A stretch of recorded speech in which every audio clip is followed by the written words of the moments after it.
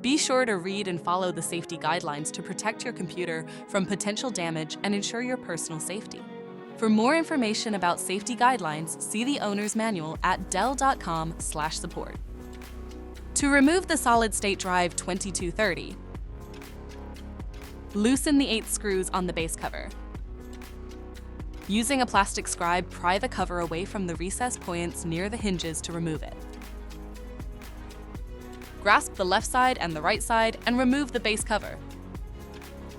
Find and unplug the battery cable. Identify the solid-state drive. Remove the screw securing it.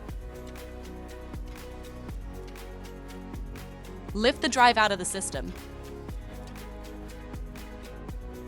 To reinstall the solid-state drive 2230, place it back in the system and tighten the screw to secure it.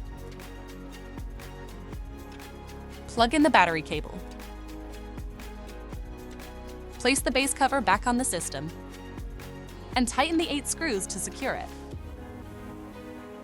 For more information about your Dell system, visit dell.com/support.